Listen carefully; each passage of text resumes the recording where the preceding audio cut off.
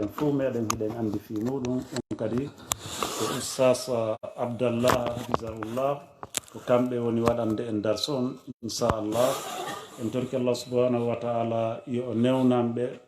o hawrindinaɓe e ko kanko Allah subhanahu wa ta'ala ko yiɗi e ko yarli enen kadi o waɗa en ɓe yimɓe ɓe Allah inni allazina yastami'una qawla fayattabi'una hasanahu o hokka en fuu meɗen baraji ɗin wona sabu yaafede mawɓe meɗen ɓen e heɓugol men battane moƴƴo e accugol kañum kadi ɓeygureji ɓurɗi moƴƴude ka galleji meɗen miɗo inam assalamu aleykum wa rahmatullahi taala wa barakatuh. وعليكم السلام ورحمة الله وبركاته. بسم الله الرحمن الرحيم. الحمد لله رب العالمين ثم الصلاة والسلام على من لا نبي بعده. أما بعد السلام عليكم ورحمة الله وبركاته. أراي مسيب جول بتدوبة باون يتودي الله أو بجو سني دو وود أمرون كتا بيته دو الله juulay ɓurnaɗo tagi e fongon sallllahu alayhi wa sallama kanko e ɓeygure makko nden fuu e sahabaɓe makko e kala wonɗo e laawol ɓeeɗo ila yawmi lqiyama. yo allah waɗu en e maɓɓe ka konngol e ko kuugal ya rabbal alamin. yo allah waɗu en horuɓe wata waɗu en ñallirɓe. yo allah waɗu en kadi naafuɓe jemma wata waɗu en hara ko en hiiruɓe ya rabbal alamin.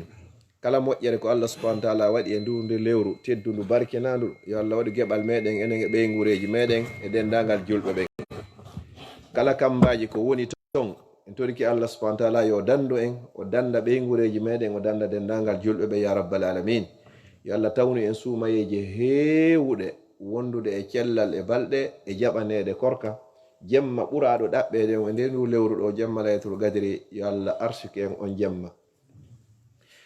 haray inchallahu komi yewtata ɗo haray koko raɓɓiɗi ko fii toɓɓere wotere nde mi andintinta hinde wondi e nafoore. karamo ko ɓen noon hiɓe jogii konnguɗi ɗiɗi e toɓɓere nden. no woodi sellimɓe hadis on no woodi ɓe sellina hadis on. minen min ƴettiri ka sellimɓe hadis on min gollitira ko honɗum woni ɗum en wolino ɗo fii mum kadi komi andintinta ɗo kadi ko ɓay ko e nder lewru suumaye mo be wakkilo waɗa ko honɗum woni ɗum koko wiyete kon salatu tasbih julde subbun hinnago. julde subbun hinnago yewtere nden ko nde feƴƴi ko hakkunde nelaɗo sallallahu alayhi wa sallam e bappa maɓɓe abbas. on andi nelaɗo no jogino bappiraɓe 11 simi yejjitari e yayiraɓe 9. e nder ɓen bappiraɓe maɓɓe ɗon ɓurɓe lollude ɓen ko abbas e sayyidna hamza e omo ɓe inata fadle ɓeɗo ɓuri e lollugol. nelaɗo sallallahu alayhi wa sallam non ɓe fewdi bappa maɓɓe ɓe inni ko anyo bappa a accatami jannama hunde a accatami tindinama hunde tawata si a waɗi nden hunde ɗon allah yaafotoma dendangal bakkatuji maɗin adiɗi ɗin e sakkitiɗi ɗin suuɗiɗi ɗin e feeñuɗi ɗin jani ɗin e tosoki ɗin ɗi anduɗa fimum e ɗi anda fimuɗum ɗi faljuɗa ɗin e ɗi tewiɗa ɗin. waccatami jannama ɗum ɗo on say bappa maɓɓe maki on ɗum siko enen konno wiyete haray ko jannumen si goɗɗo yaafete ɗum ɗo fop haray tigi tigi on hiɗa ha ton jini e ɗum ɗo. on say nelaɗo sallallahu alayhi wa sallam ɓe maaki sa heɓi feere waɗugol nde julde ɗo waɗu nde ñande be ñande nde wotere. sa heɓari feere ñande be ñande wo eto waɗa nde wotere e nder yontere ma nokkugo ɓeyni jumare be jumare waɗu nde wotere. wo sa heɓari nde wotere e nder yontere eto heɓa nde wotere e kala lewru be heɓa nde wotere. wo sa wawari heɓugol ɗum ɗon wo eto e nder hitande fop waɗa nde wotere. wo si ɗon kadi newanakima wo eto e gurdam maɗam fop waɗa nde wotere. jonnon ko honɗum woni nden julde ko darɗe 4 woni ko juulete. darɗe 4 ɗen si on tigi waɗi fatiha on ha o gayni o watta ɗon simore ma aya ko newanimo o. si a gayni ɗum ɗon ka dariɗa ɗon hara yahari ka koppi dey no gaynirɗa simore nden sa waɗi fatiha a waɗi simore nden ha a gayni ka dariɗa ɗon inna subhanallahi walhamdulillahi wala ilaha illallah wallahu akbar konta ɗum no go'o inna kadi subhanallahi walhamdulillahi wala ilaha illallah wallahu akbar woni ɗiɗi inna kadi subhanallahi walhamdulillahi wala ilaha illallah wallahu akbar woni tati nawrani ha timma laabi 15 ka dariɗa ɗon si timmi laabi 15 on say no yaha turoɗa ka koppi sa turike ka koppi a waɗi subhana rabbiyal azimi on laabi tati ha gasi wattamo kanko kadi inna subhanallahi walhamdulillahi wala ilaha illallah wallahu akbar konta go'o subhanallahi walhamdulillahi wala ilaha illallah wallahu akbar woni ɗiɗi ɗon kadi naɓa ha timmande laabi 10 si ɓantoɗa si a ɓantike a inni sami allahu liman hamida rabbana walakal hamdu hamdan kathiran tayyiban mubarakan fi daroɗa ɗon kadi inna subhanallah walhamdulillah wala ilaha illallah wallahu akbar konta ɗum non go'o naɓira noon kadi ha timmande laabi 10 si yaha noon sujjoya sa sujji ka leydi a waɗi subhana rabbiyal a'la on laabi tati ha a gayni inna kadi subhanallah walhamdulillah wala ilaha illallah wallahu akbar konta ɗon kadi go'o ɗon kadi naɓa ha timmande laabi 10 si ɓantoɗa si a ɓantike ka sujudu arano ayni rabbi gfirli warhamni mano naɓirɗa ɗon wo ha gasi ka jooɗiɗa ɗon inna subhanallah walhamdulillah wala ilaha illallah wallahu akbar konta go'o ɗon kadi ha timmande laabi 10 si sujjitoya ɗiɗaɓum sa sujjiti ɗiɗaɓum kadi a gayni jangude subhana rabbiyal a'la onde laabi tati inna kadi subhanallah walhamdulillah wala ilaha illallah wallahu akbar naɓama ɗon kadi laabi 10 si ɓantoɗa si a ɓantike ɗon non a heɓi darde kono ado a immanade darde ɗiɗaɓere nden a jottoto ɗon waɗamo nde laabi 10 si immanoɗa noon darde ɗiɗaɓere nden ko ɗon ɓuri kon waɗowo ko ɗon faljata par ce que ko anda kon no immorɗa ka sujudu ɗiɗaɓo ko ya immo daroɗa joni noon adu a immade dara a jottoto ɗon ko ɓiyata kon jalsatul istiraha joɗande fowtagol gongel ni waɗama ɗon nde laabi 10 si immoɗa sa nawrini darde be darde ko hawrata ko 75 75 fois joni noon 75 fois nde laabi 4 ɗum ko hawrata ko nde laabi 300 ko ɗum ɓe nde innana julde subbuhinaago ko sa waɗiri non ni yaafoma noon bakkatuji ko wolnoɗen noon ka introduction ka fuɗɗode sa wawi wadde ñande ɓe ɗum no laba si heɓota ko ñande ɓe nde wotere e yontere si heɓota ko ɗon nde wotere nder lewru si heɓota ko ɗon nde wotere nder hitande si heɓota ko ɗon nde wotere nder gurdam ma fuu waɗu nde wotere mo wawa waɗede jemma mo wawa waɗede ñalorma mo wawa waɗede bimbi mo wawa waɗede kikiɗe ko ya waɗu mo tun leer ko tawata hara na leereji haɗaɗi juulu gongol masala joni si subaka salminama tun ado nange ngen fuɗude ɗon waɗatake ɗon maɗum sa salmini alansara no salminirɗen ɗo ni ado nange ngen mutoyde ɗon kadi haray juulatake si wona ñawliɗo waktu farilla ko ɗum ɗo wiyete salatu tasbih karamokoɓe goo ɓe inni himo selli kenken ɓeeɗa ɓe inni hadison o sella wosi tawi jama on yetama ɗum ɗo lerɗinama e ɗum ɗo wo goɗɗo no wawi yaade moltoɗa waɗa dolle bakkatu o innamo yaade juula ɗum ɗo hande kay fi ɓay Allah yafotomo fof la enen en feƴƴiɗum hande kadi no anda sa innama sa waɗi hunde a heɓay baraji a yaafete ko bakkatuji ɗi wonɗa e faljude ɗin yo Allah dande en tewagol fewɗo pas waɗa bakkatu hara fanani ɗum ɗo kono oɗo nde ɗo julde ko nelaɗo sallallahu alayhi wa sallam tindini nde bappa maɓɓe Abbas enen kadi ko en jokku ɗum ɗo wakkiloɗen waɗen ko on tigi lo'i wo ko lo'i ɓay innama haysi tawi ko nde wotere e nder gurdam ma fo ma e nder hitande koye nder lewru Suumayee ni on tigi wakkilo profita waɗa haysi tawi ko nde wotere essaya hara haw jaari on tigi artina hakkille ɗe moƴƴa chaque mouvement mo waɗɗa a waɗay laabi sappo si wona ka dariɗa ɗon. darande aranere nde ɓaawa janngude fatiha watta simore ko ɗon pet watte 15 luttuɗɗin fop haray ko sappo haray ko nde ɗo wiyete salatu tasbih mo be yo wakkilo waɗa lerɗina kadi fi waɗugol ngol. hadis tawi o ari tawi hara ko lerɗingol ko wiyete kon targhib ko lerɗingol fi ka moƴƴere heɓoto haray ko yo on tigi wakkilo waɗa. inchallahu allah mo okka mo moƴƴere nden. mi toriki allah subhanahu wa taala yo allah okke moƴƴere nden yaafo e bakkatuji meɗen ɗin jani ɗin e tosoki ɗin suuɗi ɗin e feeñuɗi e ko annduɗen fimum e ko en anda fimol. si ɗum ɗon feƴƴi toɓɓere ɗiɗaɓere nden komi andintinta ko naafiloje ɗen tentini non ka nder lewru suumaye ɗo. naafilo o andi farilla on ka ɗum ɗon feƴƴama alhamdulillah jama o hino wakkili hino tottude farilla on ka suumaye. joni noon na en néglige kadi e naafiloje ɗen ko naafete kon ko goɗɗo arata joni ka fana yo wakkilo so o hewta law no gayna noddinirede o ruƴƴa darɗe 4 ko ɗum woni sunna on. darɗe 4 ado a juulude fana. si fana on salminama no wari ɗon riwayaji ɗiɗi darɗe 2 ma darɗe 4 ko jicci kon ko darɗe 2 ɓaawo fana ɗon woni 6 tawti 2 ɗe ruƴƴunoɗa ɗen ado a juulude subaka woni 6 ruƴƴoya kadi 2 si a salmini futoro fewndo ɗo non goyi hiɗe metti waɗugol ɓay ka futoro salmina o hara hande kadi ko panije mboyri ɗen wona ɓannede. kono si yehi ha hande kadi a gayni huntade few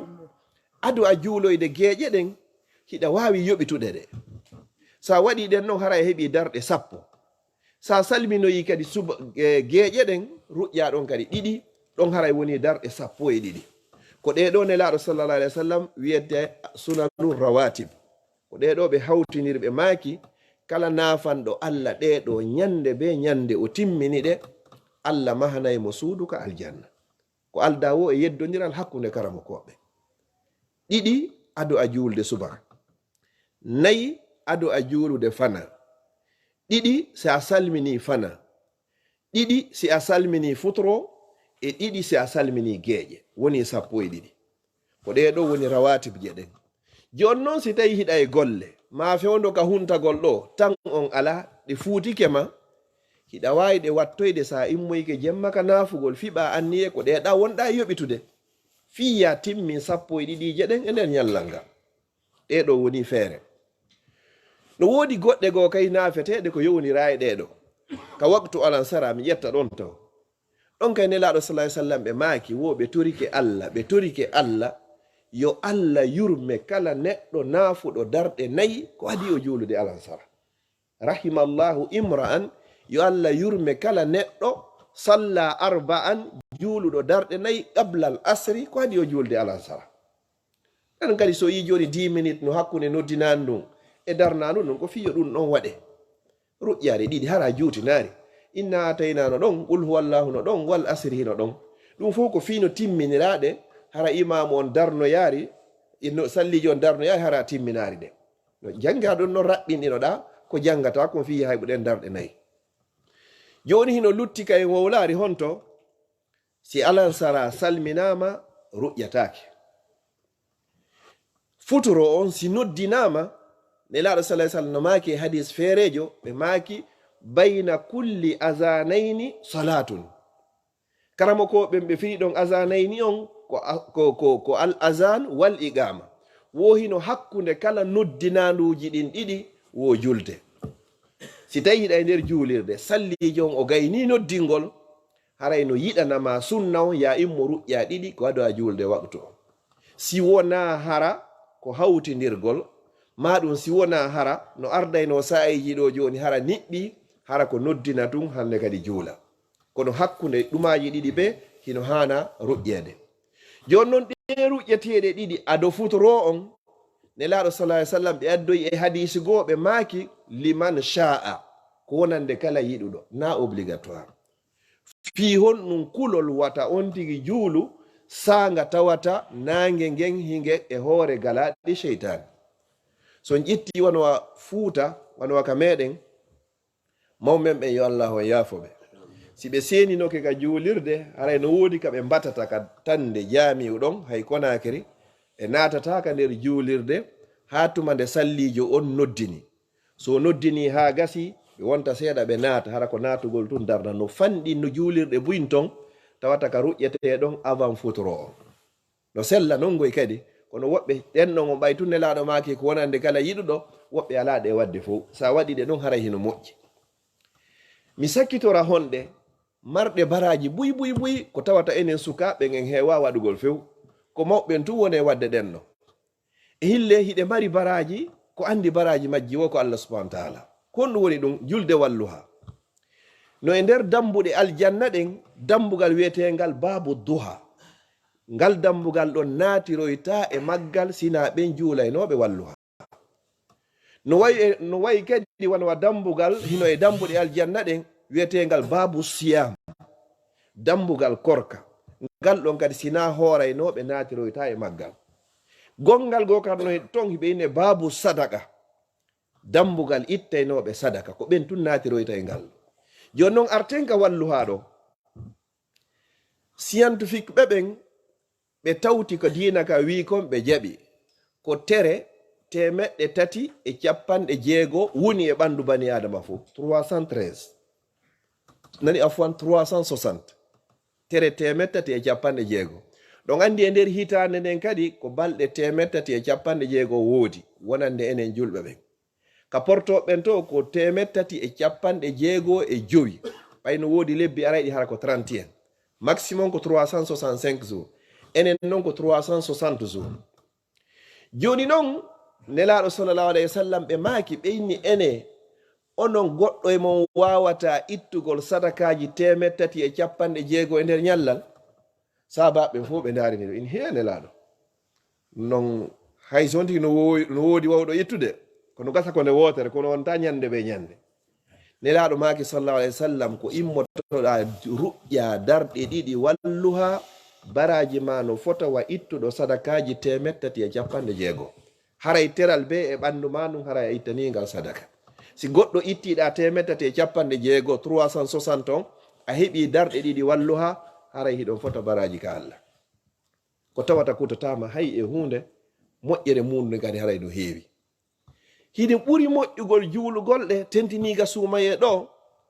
juulugol subaka ha gayna sa salmini amara programme golle hay hunde programme ma fof ko yawgol ɗano wakkiloɗa jottoɗa ka juulirde ɗon janga Qur'an haysiko sengo woto ma hisbe goto ma nisfu ma heɓa juzu goto ma juzuaji ɗiɗi wakkiloɗa ɗon ha nangue ngue fuɗa leer waɗaɗo on ga so yoni hiɗa hani ɓeydugol 15 minutes kadi e hoore waɗaɗo ɗo on si ruƴƴa ka walluha fi honɗu nela sallam e maki wo nangue ngen ko ngue fuɗata koye hoore galaɗi cheytane ko ɗon kadi woni ko ngue mutata joni noon fewno ɗon haray hingue fuɗude ko levé du soleil on non joni noon ko ya ɓeydi to ɗon 15 minutes maximum 30 minutes ha ngue oño après noon si immoɗa noon fi ruƴƴugol ngol joni noon sa salmin subaka jottiɗa ɗon a waɗay woni astahfirullah ma a juulay woni ene laaɗo ma jantoto inde Allah ma janggay Qur'an ma ko mawadduji dina matière ji l'islam fiqhu hadis tawhid kala ko wonɗa e rewtade ɗon ka jooɗiɗa ɗon ha nangue ngen fuɗa immoɗa ruƴƴa darɗe ɗiɗi go'o a heeɓi taw baraji juuluɗo walluha ittuɗo sadakaji 360 woni go'o ɗiɗi Allah windanima baraji hajju timmuɗo e hajju e baraji umra timmuɗo sabu ko mouvement konko waɗɗa ɗum pet maximum ko ƴettay ma jogande maka subaka on salmina ɗon ha nangue ngen fuɗa hara ɗuuɗi ha ko leer goto e feccere ma leereji ɗiɗi hay leeɗo yoni ruƴƴa hotaka ma ɗanoɗa on say ha ka ronkuɗa e nder ñallal Suumayee ngal hay si tawi hara ko ɗum ɗo tu woni ko heɓuɗa nde ñande hara ñallal ma ngal bonari kono no ɓuri innede tun assalamu aleykum adodire ga hara onti mara programme hay e hunde sina yahugol waalo ɗano kala bani adama wallinɗo ko wiyete mayde oɗo wata o hawjan ko wiyete kon ɗoygol o waloto ha yona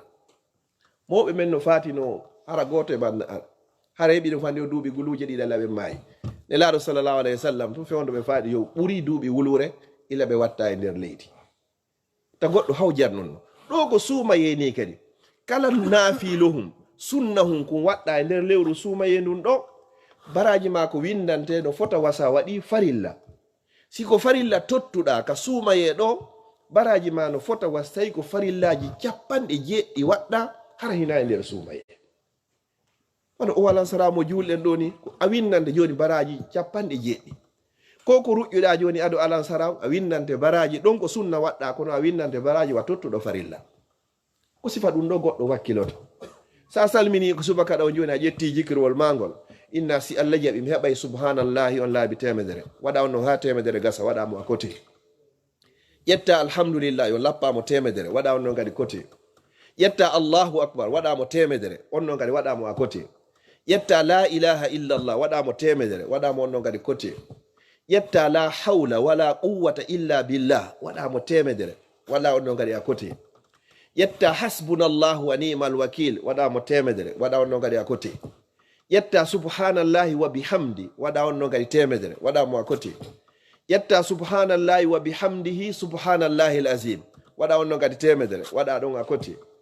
ƴetta la ilaha illallah wahdahu la sharika la lahul mulku wa lahul hamdu wa huwa ala kulli shay'in qadir waɗa oɗo kadi 100 waɗa oɗo a côté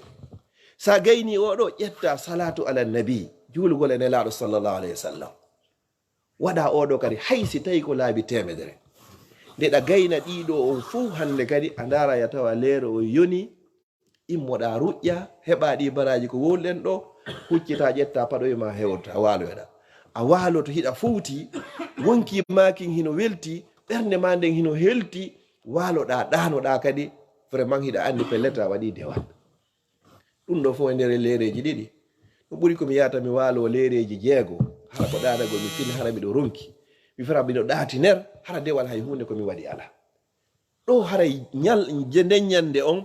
wallahi haray compte ma on o heewi moƴƴere ko kalima ko wiyeten subhanallahi subhanallahi senade wodani allah laaɓal wodani allah sa wowlimo nde wotere hara hakkille maɗen hino eko wonɗa e wolde kon nelaɗo sallallah alih w sallam ɓe maki allah tutante leggal gotal ka nder aljanna leggal ton noon si innama leggal naynugol ko pom ma banana maɗum mango ma piya la leggal ngal haray ngal jogui noneji dinɗe ɗin fap sa watti subhanallahi kadi a heeɓi leɗɗe ɗiɗi jonno sa heeɓi ɗon subhanallahi nde laabi 100 bimbi hum be bimbi leɗɗe 100 ko ɗum ɗo waɗi si tawi allah inni yawmal qiyama moƴƴi ɗin koko peesoyte hiɗa rondiɗo dolle dolle bakkatu hino ɗo heɓike ɗo kadi moƴƴi buy ka heɓoto ɗo ƴettu ɗum ɗo ƴettu ɗum ɗo la allah no gasa si waɗoyama ka sikeli ka allah subhanahu wa taala tippina yurmede makko nden e ma moƴƴi ɗin ɗi peesa on tigi ha aljanna kono si tawi joni na argol law ka jamiw ko hotugol law hina jangugol qur'an hina jantagol inde allah haray hino hulɓini enen ɗo fop si tawi ɗo joni bourgmestre o ngariɗo ma ministre de l'intérieur o ngariɗo ma ministre des affaires étrangères o ngariɗo ma ɗum premier ministre on tigi ariɗo o hewta ɗo tun o inna ibrahima oɗo noon miɗo andi oɗo meɗen naɓiɗi moƴƴa no he mi sikki tun haray oɗo heeɓi teddugal hakkudeji meɗen ga so yeeyi o waloyta hara inna ɓingue ministre o jakka wonno andidiri e ministre o ko ɗum mi faala wiwgol ɗon ko sa jantike inde allah allah kadi wowlay fimaka makko dow ton comme ono woni yiɗa yo allah wowlu fimaka makko dow ton allah inna kaarijo mino andi o min on meɗen naɓiɗi moƴƴa no solo ɓe men yewtay yewtugol ngol na ƴettugol téléphone on joni inna téléphone nimo janto tun allah ini faskuruni jantelam min allah wowle fi am min allah min kadi ko ɗum mi wata ɗon askurukum min kadi mi wowlay fimo ko simple ko koddu on non na kodduji ɗiɗi few na ya jiɓo dey ko honɗo a yiiday e goɗɗo goo si yiida e allah la hay hunde intermédiaire ala hakkunde ma an e allah ko faskuruni jantelan wowle fi an andite fi an fofango e artirango bimbi e kikiɗe e alhaaliji maɗin fof wono wonirɗa wo wowlu fi allah a wowlay tun fi allah kankadi o wowla fima ko ɗum sikarama kojo goto inni woyni wo kanko wallahi o wondiri kadi woyni wo himo andi ko leer hombo allah wowlata fi makko ɓe fof ɓe darini wini ene karamo ko hino andi ko wirni womi anda ko wirni kono nanari ko Allah inni kon fazkuruni jante lan azkurukum min gami jandoto ndemi janti Allah o fewno hare Allah kadi wowli fiyam tayle ko non woniri hande kadi jonno so tawi woni goɗɗo ayi nodditike ko a julɗo a nodditike ko a sunna yankejo amara wirdu hun hay gowtum ko watta hiɗa hawji tun haray moƴƴari ɗi neɗɗo ɗo joni so ndaari welduɓe nde yiidi wo welduɓe sen fotti ɗo joni ano enen wuuri duɓe Belgique ɗo ɓen sen fottoyi lagine tumbo marché hayniɗo e wo anda ɓeɗo ko wuuri duɓe directement jaɓɓodiral ngol mosodiral ngol lunnodirgol ngol anda ha ɓeɗo heno wodi ka ɓe andidiri awaɗa kadi Allah kono wo neɗɗo jantotoɗo inde Allah e julɗo mo julɗo jantotoɗo Allah e julɗo mo jeltota ko Allah woɗo nelaɗo make ɗo andi kono ɓe wayi wono wayi wono wuruɗo e mayɗo oɗa ko julɗogoy kono mo considéra ko mayɗo jantotoɗo on ko woni wuruɗo joni noon sa jantiki Allah Allah kadi jantike fiima no jantorɗamo no ko noon o woliri kadi fiima kadi siɗa faala yo jamma on fof wowlu fiima wowlu fi Allah ni goto wawata ƴettugo mbuuɗi ko mari o yoɓa jama on fof fi yo ɓe yiɗumo ɓe jaɓa e mbuuɗi makko ni goy ɓe ñaama kono hara giggol ngol kaka hunduko sabu mbuuɗi ni ko Allah wawi ƴettugol giggol magol bugo e ɓerle yimɓe ɓe fof kanko petto woni ko wawi ɗum hiɗa yiya yimɓe no doga ɓawo ma hara ko sabu jawdi ma ndi ma sabu laamu ma ngu ma hiɓe huluma kono hiɗa andi an tigui ɓe yiɗama hiɗa yiya no yimɓe no doga ɓawo goɗɗo hara vraiment ɗum ɗo ko giggol tigui ngol giggol ɗon ko immorde ko Allah subhanahu wa ta'ala ko ɗum Allah daali e hadisu so tawi nelaɗo sallam e maki si tawi Allah yiɗi goɗɗo o yahay o nodda Jibril o ina Jibril min de miɗo yiɗi kaarijo nani an kadi yiɗumo Jibril ina min kadi mi yiɗimo Jibril kadi ewno toon ko kammu dow o inna awa Allah dey inni lan himo yiɗi kaarijo min Jibril mi yiɗimo awa ono wonɓe dow ga ɓen kadi fop koyon yiɗumo o yiɗe dow ga taw ka kammu jeɗɗaɓo dow si toon gasi ɓen toon kadi ewno awa ko ono yohoɗuɓe ka leyde ɗum ko enen ga awa Allah e Jibril e mene wonɓe dow ga ɓen fof meɗen yiɗi kaarijo onon kadi yiɗemo toon giggol ngol iwa toon tippo hande kadi ko ettiɗa o hande kadi haray ko be o yiɗe ko la budda haray ko be o yiɗe giggol ngol ɗon noon hinko ari pecce ɗiɗi woɓɓe hiɓe yiɗire hara ko bange ka moƴƴa woɓɓe kadi no yiɗire hara ko bange ka moƴƴi ko ɗum si tawi goɗɗo innama emba kaari hino moƴƴi a ndaara e neɗɗo innuɗo hiɗa moƴƴi on est ce que himo andi aden moƴƴo si goɗɗo kadi inni hiɗa boni na ya seytin a ndaara e innuɗo hiɗa boni on est ce que himo andi bonɗo goɗɗo no inna ɗo joni hiɗa boni kaari moƴƴa hara ko ɓaytugo no wonirɗa noon ko non woni welirari mo la na ɗum no wayo misal kami sakkitorta si goɗɗo inni an ko a naafiqiijo konngol sappingol muusugol noon kono na ya seytin taw ko ya ƴettu hoorema peesa ka balance naafiqiyagal no mari ko wiyete comme balance ƴetta hoorema joɗɗina ɗon si tawi hiɗa dow toon tun andu haray ko wooli koko gonga ko ɗum woni naafiqiijo ko piiji tati ma piiji nayi ɗin ɗon si a waɗiɗi ma si a sifitoriɗi yimɓe ɓen inni ko a naafiqiijo hino winda ka Allah ko a naafiqi si yimɓe ɓen wowlaari hino winda ka Allah ko a naafiqi ɗum non mo be men ko ɗon mejirta hoore mum na min wooli ɗum ko nelaɗo sallallahu alaihi wasallam maaki ɓe inni wo go'o isa haddasa kasaba kala ko wooli ko fenale penale tun o wolata si en fu ari ɗo joni mi ene koto ala sana kombo yeeto ina ka in he jogito taw nani se diwata feƴƴin taw on ɗon o andirama ko wolta ko wona gonga ko wowli o ko fenane woni go'o ɗiɗi wa isa wa'ada akhlafa ɗo noon so fodi o firtay rendez-vous respectetage sina hakkunde social ɓe ɓe hakkunde men ga non no tawa e mandeji sifa goto e sifaji nafiqiyagal